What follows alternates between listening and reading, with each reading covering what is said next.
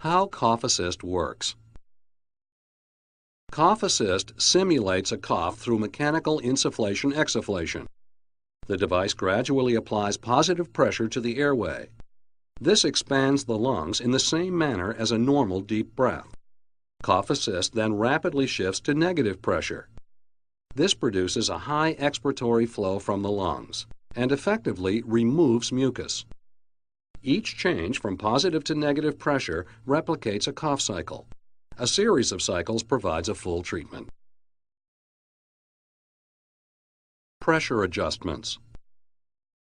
Setting the positive and negative pressures properly is essential to an effective treatment. For first-time Cough Assist patients, it is advisable to begin with lower pressures, such as 10 to 20 centimeters of water for both inhale and exhale. A low pressure setting helps the patient get acclimated to mechanical insufflation-exsufflation. As the patient becomes comfortable with the Cough Assist, you should increase the positive and negative pressures in order to improve secretion clearance.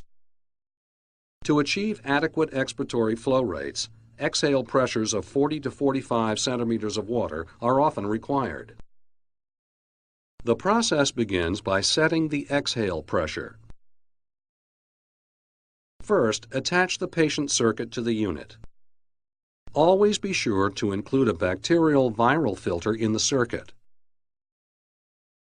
Next, plug in the machine and turn it on. With one hand, block the end of the breathing hose. Then, set the switch in the upper left to manual. Slide the manual control lever to the exhale position and hold it in place. Now watch the pressure gauge. Increase or decrease the pressure until the desired level is reached on the gauge. Turning the knob to the right increases the pressure. Turning the knob to the left decreases it. Once the exhale pressure has been determined, the inhale pressure and flow can be adjusted. Start by turning the inhale flow knob to the right. This will provide a gradual deep inhalation. Again, block the hose. Slide the manual control lever to the inhale position and hold it in place.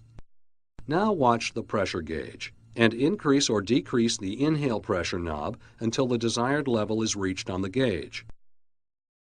Fully turning the knob to the right sets the inhale pressure at the same level as exhale pressure. Turning the knob to the left decreases inhale pressure down to 50% of exhale pressure. Finally, slide the inhale-exhale switch back and forth a few times to check that both pressures are at the desired level. The patient circuit should remain blocked while checking pressures. When you have achieved the desired setting, release the manual control lever to ensure that the pressure immediately returns to zero. If a patient does not receive a deep, full breath, increase the inhale flow by turning the knob to the left. If this is not sufficient, gradually increase the inhale pressure as well. Cough cycle timing. A cough assist cycle is made up of an inhalation phase, an exhalation phase, and a pause phase. The dials on the left side of the front panel control the timing of each phase. For adults using the decreased inhale flow setting, typical timings are 3 to 4 seconds for inhale to ensure a deep, full breath, 1 to 2 seconds for exhale, and 1 to 2 seconds for pause. When using the increased inhale flow setting, inhalation time should be decreased to 1.5 to 2.5 seconds. For small children using the decreased inhale flow setting, typical timings are 1 to 2 seconds for inhale, 1 second or less for exhale, and 1 to 2 seconds for pause. When using the increased inhale flow setting, inhalation time should be decreased to 0.5 to 1.5 seconds. Please note that these timings are estimates. Settings should be adjusted to get a full insufflation and then rapid exsufflation of the lungs. Make changes based on patient observation. To test the cough cycle timing, set the manual auto switch to the auto position. With the circuit blocked, observe as the pressure gauge changes during the cycle. Cough assist treatments. For first-time patients, it is important to allow adequate time to familiarize them with the device. Discuss the cough assist procedure and pressure settings with the patient. Before connecting the patient to the device, set the cough assist to manual mode. Then attach the appropriate interface to the patient. Check the interface on the patient for a tight but comfortable fit. Most often, the face mask is used, but other interfaces include a mouthpiece or a trach tube adapter. If on a ventilator, first disconnect the patient from the ventilator, then attach the cough assist to the patient using a trach adapter.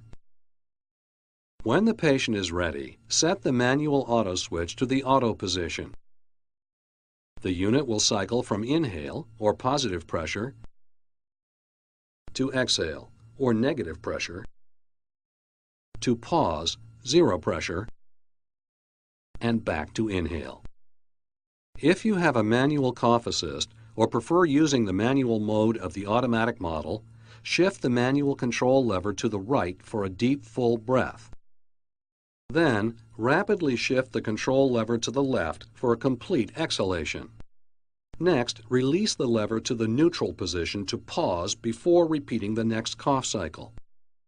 Use the same inhale, exhale, pause times as described in the cough cycle timing section. Each sequence of 4 to 5 cough cycles in succession is followed by 20 to 30 seconds of rest to allow time for a normal breathing pattern to return.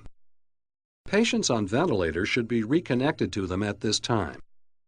During rests, remove the patient interface and clear secretions that are visible in the mouth, throat, or tracheostomy tube.